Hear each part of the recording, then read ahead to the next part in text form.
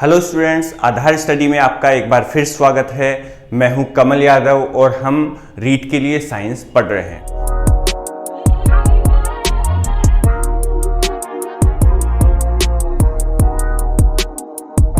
Students, हमने जो last की 3 क्लासें हैं उनमें बल के बारे में पढ़ा था कि बल का मात्रक क्या होता है, बल कितने प्रकार का होता है, प्रकृति के मूल बल कौन से हैं, इनके अलावा और कौन कौन से बल हैं, कई प्रकार के बल हमने देखे थे। स्टूडेंट्स, आज भी अपन बल पढ़ने वाले हैं। जैसे आप लोगों को थंबनेल में दिख गया होगा, आज जो हम बल पढ़ने वाले हैं वो कुछ ज्यादा प्रैक्टिकल टाइप के बल हैं। मतलब वो अक्सर अपने आसपास उपस्थित रहते हैं। ठीक है, वैसे सभी बल जो है वो अपने आसपास रहते हैं, लेकिन ये ऐसे बल है जो एग्जाम की दृष्टि से भी बहुत महत्वपूर्ण है। तो आज हम पढ़ेंगे सबसे पहले अपकेंद्रीय बल, अपकेंद्रीय बल, और एक पढ़ेंगे अभिकेंद्रीय बल। तो स्टूडेंट्स, इनको ध्यान से समझो पहले है क्या ये। तो देखो, दोनों में आ रहा है केंद्रीय। क्या आ रहा है? केंद्रीय। यानी इन बल की स्थितियों में केंद्र जरूर होता है। केंद्र किसका होता है? तो केंद्र होता है, कोई वस्तु अगर गति करती है, और कैसी गति करती है? वृत्ताकार गति करती है, तो उस वृत्ताकार पथ का केंद्र। ठीक है, तो एक तो ये समझ में आया। यानी इसमें क्या होगा, वस्तु जो है वो कैसे गति कर रही होगी? वृत्ताकार पथ पर। ठीक है, मान लो ये कोई वस्तु है और ये ऐसे किसी वृत्ताकार पथ पर गति कर रही है। ठीक है, तो एक वस्तु है अपने पास और वो ऐसे एक वृत्ताकार पथ पर घूम रही है। ये इसका केंद्र है। अब अपकेंद्रीय, अपकेंद्रीय मतलब जो केंद्र से विपरीत दिशा में लगे, मतलब इस तरफ अगर बल लगे वस्तु पर, अपकेंद्रीय बाहर की ओर, और अभिकेंद्रीय मतलब केंद्र की ओर बल लगे। आया समझ में? तो ये वाला जो बल है ये तो है अपकेंद्रीय बल और ये बल है अभिकेंद्रीय बल। ठीक है, अब आप लोगों को अच्छे से समझ में आ गया होगा वैसे जो मैं समझाना चाह रहा हूं कि अपकेंद्रीय बल क्या होता है, अभिकेंद्रीय बल क्या होता है। अब ये कब उत्पन्न होते हैं? तो अगर कोई वस्तु वृत्ताकार पथ पर गति करती है, चाहे कोई भी वस्तु हो, उस कंडीशन में ये दोनों बल होते हैं। जैसे एग्जाम्पल के लिए कि सूर्य के चारों ओर पृथ्वी चक्कर काट रही है, सूर्य के चारों ओर पृथ्वी वृत्ताकार पथ पर चक्कर काट रही है और एक चक्कर को काटने में 365 दिन लगते हैं।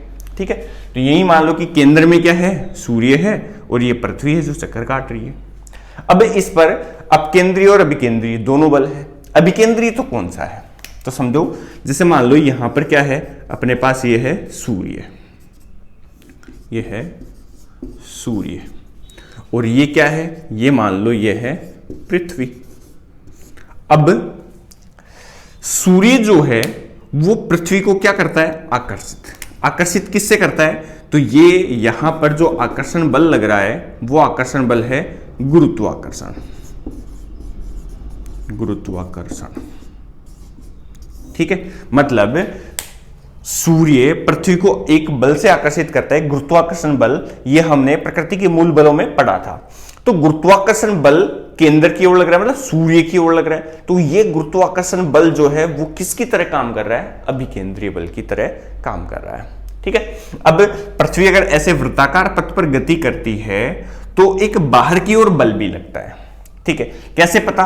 कि अगर मान लो ये बल समाप्त हो जाए, ठीक है, तो फिर पृथ्वी कैसे गति करेगी? मान लो ऐसे पृथ्वी को गति करते करते सूर्य का गुरुत्वाकर्षण समाप्त हो गया, अभिकेंद्रीय बल समाप्त हो गया, तो ये पृथ्वी फिर ऐसे जाएगी। ठीक है, इस तरफ गति करेगी। वो कौन से बल के कारण? अपकेंद्रीय बल के कारण। जैसे आप लोगों ने देखा होगा कि अपन एक पत्थर को धागे से बांधकर ऐसे घुमाते हैं वृत्ताकार पथ पर, और जैसे ही उसको छोड़ते हैं अपन, छोड़ते ही क्या होगा? वो पत्थर बहुत तेजी से बाहर की ओर, उसके वृत्ताकार पथ से बाहर की ओर गति करता है। कौन सा बल हुआ? अपकेंद्रीय बल। बाहर की ओर गति किया तो अपकेंद्रीय बल। ठीक है, तो ये दो बल होते हैं, अपकेंद्रीय बल, अभिकेंद्रीय बल, दोनों वृत्ताकार गतियों में उत्पन्न होते हैं। और अगर आप लोग इसका एग्जाम्पल देखो तो जैसे साइकिल का टायर आप लोगों ने देखा होगा, तो साइकिल जब कीचड़ से निकलती है, साइकिल जब कीचड़ से निकलती है तो उस टायर से क्या होता है? उस टायर से कीचड़ उछल के जो अपन मडगार्ड लगाते हैं उस पर चिपकता है या आगे की ओर निकल जाता है। क्यों निकलता है? वो निकलता है अपकेंद्रीय बल के कारण। मतलब क्या होता है, जैसे मान लो यहां पर कीचड़ भरा हुआ है और ये टायर है, ठीक है, ये कोई साइकिल का टायर है। ये टायर ऐसे घूम रहा है, ऐसे घूम रहा है टायर। अगर टायर ऐसे घूमेगा तो क्या होता है, ये कीचड़ इस टायर के लग के ऐसे उछलता है इस तरफ। क्यों उछला? क्योंकि टायर ने वृत्ताकार गति की, वृत्ताकार गति की तो अपकेंद्रीय बल उत्पन्न हुआ, और ये अपकेंद्रीय बल किस पर लगा? उस कीचड़ पे लगा, और उसके कारण ये बाहर की ओर उछल के आया। ठीक है, अपकेंद्रीय बल के कारण। ऐसे ही जैसे आप लोग अभिकेंद्रीय बल का और एग्जाम्पल देखना चाहो तो परमाणु का मॉडल होता है, उसमें भी ये होता है, अभिकेंद्रीय बल होता है। जैसे ये नाभिक है जिसमें क्या है? प्रोटॉन है। आप लोगों ने परमाणु का बेसिक मॉडल पढ़ा होगा, अच्छे से पता होगा। तो नाभिक में है धनावेश, ठीक है, प्रोटॉन होते हैं, न्यूट्रॉन होते हैं, इसके चारों ओर क्या होते हैं? इलेक्ट्रॉन चक्कर काटते हैं वृत्ताकार कक्षाओं में। ठीक है, रदरफोर्ड का मॉडल है। तो इलेक्ट्रॉन अगर वृत्ताकार पथ पर गति कर रहा है, यानी वृत्ताकार गति हो गई, तो ये जो नाभिक है वो इस इलेक्ट्रॉन को क्या करेगा? आकर्षित करेगा। कौन से बल से? स्थिर विद्युत बल से। मतलब प्लस और माइनस, देखो प्रोटॉन पर प्लस का आवेश होता है जो नाभिक में होता है, और ये क्या है? इलेक्ट्रॉन। इलेक्ट्रॉन पर कैसा आवेश है? माइनस का आवेश है। तो ये प्लस का आवेश इस माइनस को क्या करेगा? आकर्षित करेगा। तो ये इलेक्ट्रॉन गति करते हुए अगर यहां पर आया तो भी आकर्षण बल, यहां पर आया तो भी आकर्षण बल, यहां पर है तो भी आकर्षण बल। तो प्रत्येक स्थिति में इलेक्ट्रॉन पर लगने वाला बल केंद्र की ओर है। तो ये कौन सा बल हो गया? अभिकेंद्रीय बल हो गया। तो ये दो पॉइंट है, अपकेंद्रीय बल, अभिकेंद्रीय बल, इनको आप लोग अच्छे से समझना। दो बल और भी हैं जो भी महत्वपूर्ण है और अक्सर काम में आते हैं, दैनिक जीवन में बहुत काम में आते हैं। वो बल अपन पढ़ते हैं, पहले मैं इसको क्लीन कर लेता हूं। तो स्टूडेंट्स, अपने जो नेक्स्ट टॉपिक है या दो बल जो और हमें पढ़ने हैं, समझने हैं, वो है, एक तो है सहसंजक बल, ठीक है, सहसंजक बल, और एक हमें समझना है आसंजक बल।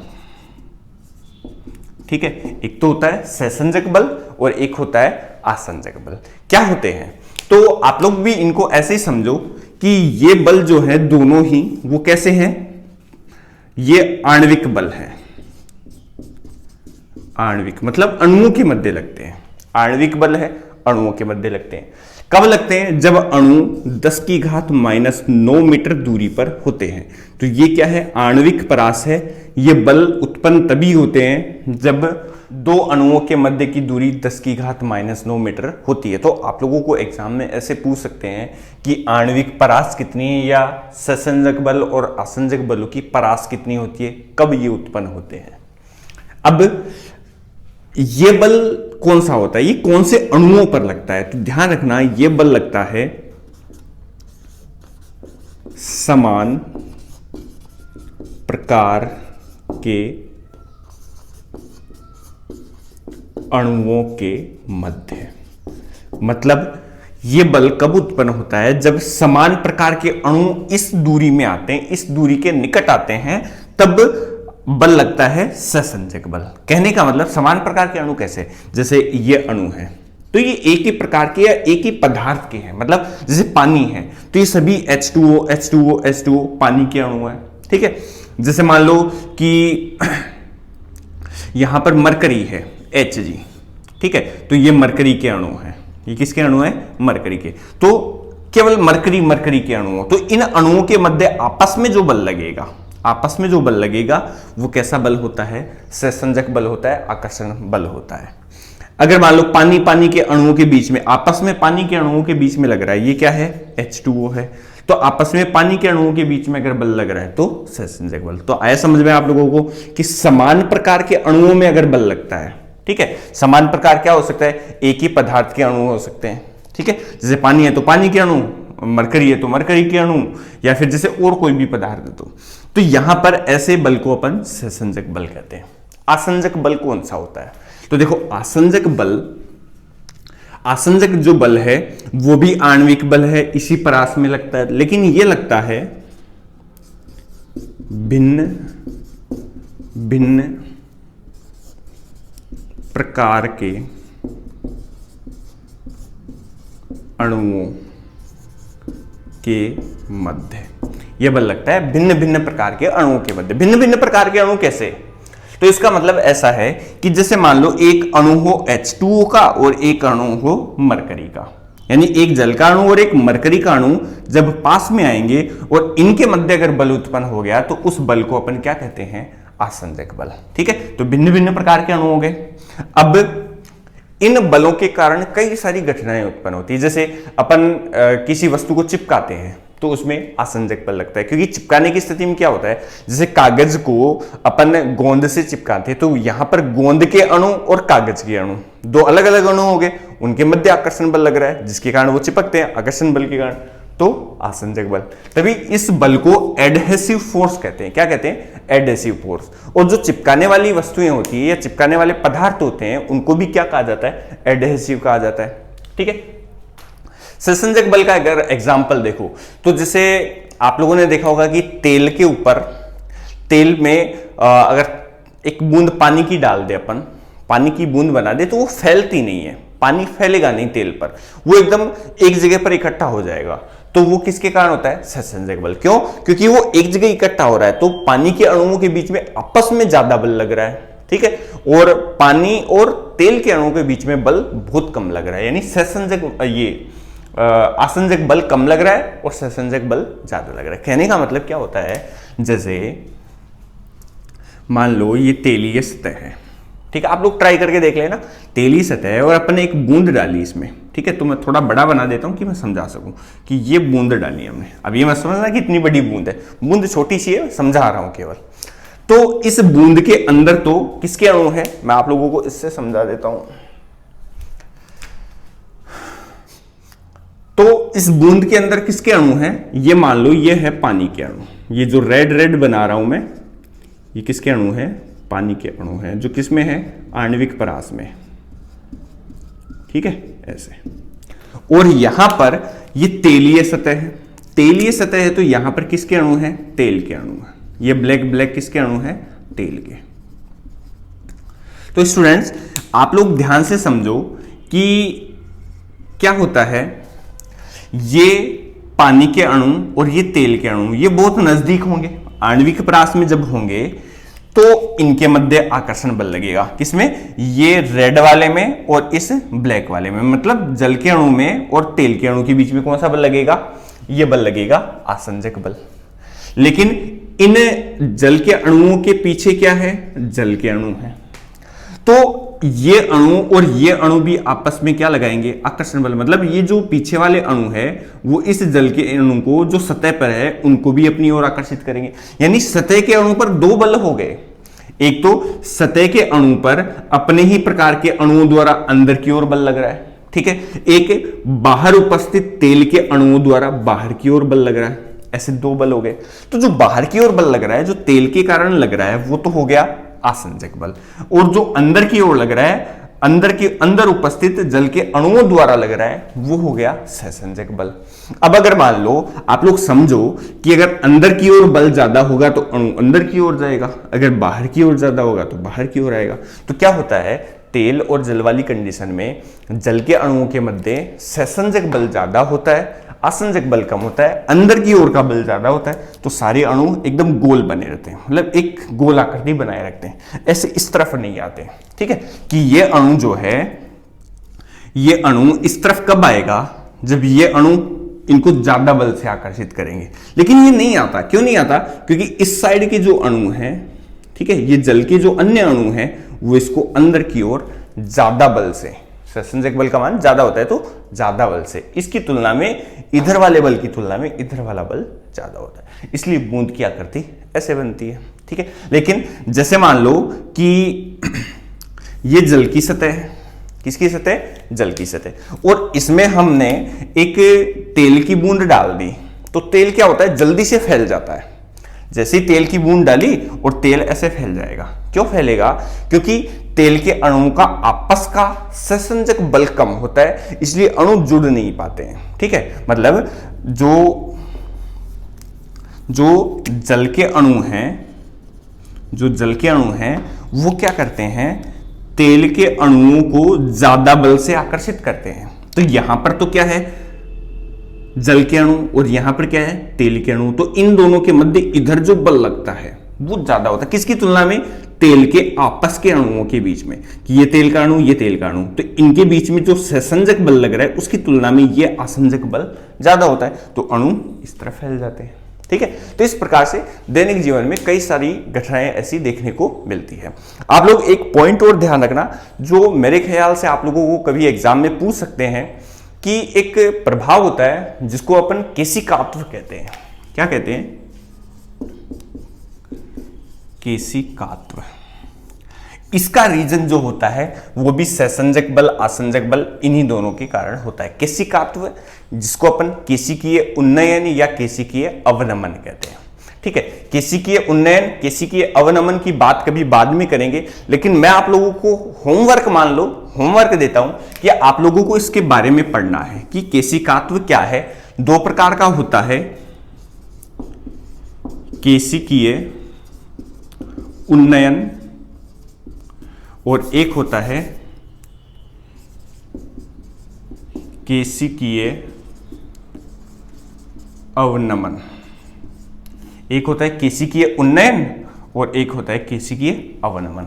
तो आप लोगों को यह समझना है कि केशिकीय उन्नयन कब होता है, जब इनमें से कौन सा बल ज्यादा होता है, तब केशिकीय उन्नयन होता है। मतलब कहने का मतलब है कि किस बल के ज्यादा होने के कारण केशिकीय उन्नयन होता है और किस बल के ज्यादा होने के कारण केशिकीय अवनमन होता है। यह आप लोगों को समझना है, यह आप लोगों को पढ़ना है। देखो, एक टॉपिक और रह गया है इसमें, एक छोटा सा टॉपिक है, ठीक है, वो आप लोगों के सिलेबस में है, देखना, जिसे दाब करके लिखा हुआ है, दाब, प्रेशर। बच्चों, तो दाब क्या होता है? सिंपल सा फॉर्मूला है, दाब होता है बल बटे क्षेत्रफल। दाब क्या होता है? बल बटे क्षेत्रफल। यानी बल में क्षेत्रफल का भाग दे दे तो वो क्या आ जाएगा? दाब का मान आएगा। कैसे बल? तो जैसे मान लो ये बोर्ड है, इस बोर्ड पर मैं बल लगाता हूं, ठीक है, ऐसे धक्का दे रहा हूं, मैंने इस तरफ बल लगाया।